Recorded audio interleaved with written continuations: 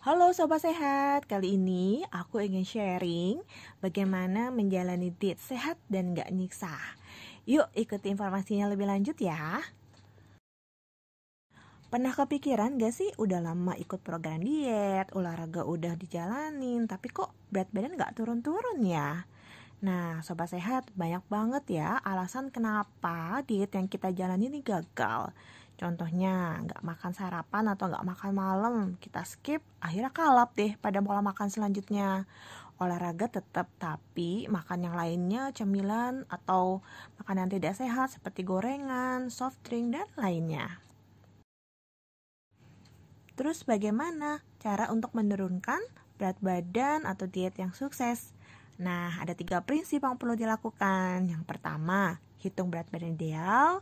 Yang kedua, kita tahu dulu nih bahaya obesitas apa. Dan yang ketiga, menurunkan berat badan dengan benar. Berat badan ideal bukan hanya memberikan postur tubuh yang menarik dilihat, namun juga baik untuk kesehatan. Nah, yang paling penting, pertama dalam diet, Sobat Sehat harus tahu nih berapa sih target berat badan ideal yang ingin dicapai. Nah, berikut adalah cara menghitung berat badan ideal ya, yaitu dengan rumus berat badan ideal kita yaitu tinggi badan dikurang 100 dikurang 10% dari tinggi badan kita dikurang 100. Nah, untuk menentukan status gizi, perlu juga nih dilakukan melalui perhitungan indeks massa tubuh, yaitu dengan rumus berat badan dibagi tinggi badan, tapi ukurannya dalam meter kuadrat ya. Contoh, berat badan Sobat Sehat 70 kilo, tinggi badannya 1,7 meter, maka Sobat Sehat status gizinya termasuk overweight atau berat badan yang berlebih.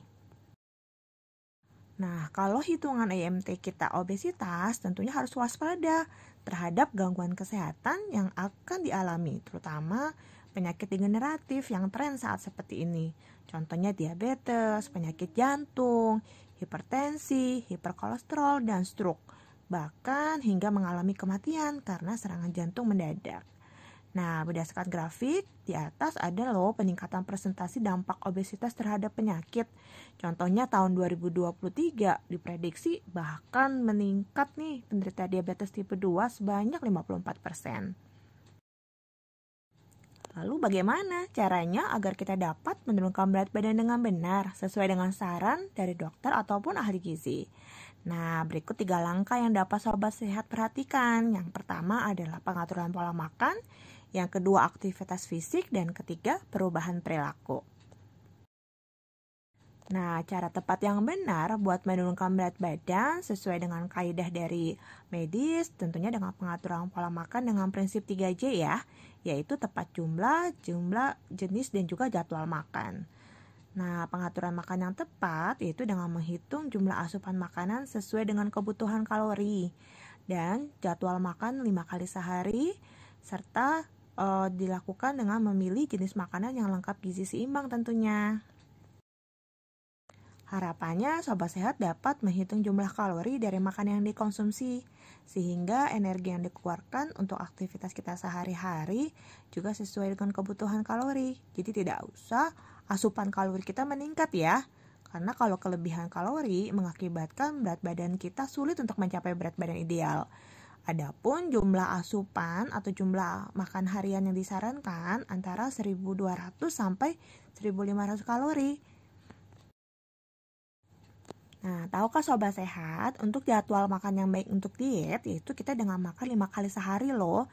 Iya, 5 kali sehari. Jadi jadwal makan kita itu tetap tidak ada yang di skip 5 kali sehari. Tentunya tetap harus mengikuti dengan kebutuhan asupan kalori harian kita ya. Yaitu makan sarapan jam 7 pagi, kemudian snack paginya jam 10, makan siang jam 1 siang, snack sore jam 4, dan makan malam sampai jam 7 malam saja ya. Tidak boleh lebih dari jam 7 malam. Komposisi diet yang baik terdiri makanan yang tinggi serat, protein tinggi, karbohidrat cukup, rendah lemak jenuh, serta rendah kolesterol, dan pastinya juga rendah kalori ya. Dalam mengolah makanan, sebaiknya dikukus, pepes, ataupun direbus.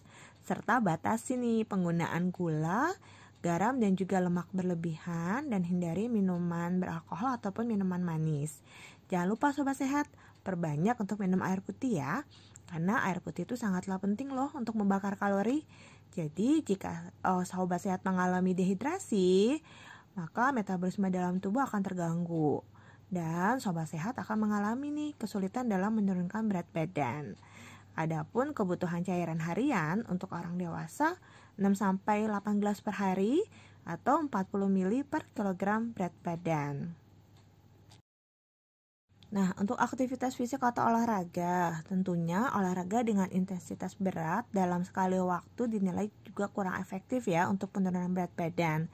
Sebaiknya setelah lelah berolahraga, rasa lapar dan keinginan makanan pun jadi berlebihan. Oleh karena itu nih, olahraga yang baik untuk menurunkan lemak tubuh kita adalah hanya dalam zona aerobik, artinya tetap dapat menghisap oksigen, namun nafasnya tidak boleh terengah-engah ya. Nah, kadang Sobat Sehat kan tidak sempat nih melakukan olahraga mungkin karena sibuk dan lain hal. Tidak usah khawatir, dapat digantikan juga loh dengan melakukan aktivitas lainnya seperti naik turun tangga, mencuci mobil, ataupun memasak dan lainnya. Nah, berikut contohnya ya untuk berapa sih kalori yang bisa keluar apabila kita melakukan aktivitas lainnya selain berolahraga di gym ataupun tempat senam. Nah, yang harus diperhatikan berikutnya adalah perubahan perilaku atau lifestyle. Jadi, Sobat Sehat perlu memperhatikan ya tidur yang cukup, yaitu 6-8 jam sehari. Karena kalau kita kurang tidur terus-menerus, akibatnya asam lambung kita tuh meningkat loh. Dan juga otak akan memicu tindakan impulsif rasa lapar, sehingga jadinya bertambah deh berat badannya. Yang kedua, kendalikan stres. Kenapa stres harus dikendalikan? Karena kalau misalkan stres, ada juga orang yang kehilangan nafsu makan, tapi juga ada yang sebaliknya ya, bisa menambah nafsu makannya. Nah, kemudian rutin cek kesehatan. Sebaiknya Sobat Sehat juga dapat pantau ya kenaikan tekanan darah, kolesterol, dan gula darah supaya lebih waspada jika berat badan kita menjadi berlebih. Yuk kita jalani diet sehatnya. Semoga informasinya bermanfaat. Jangan lupa like, komen, dan subscribe. Terima kasih.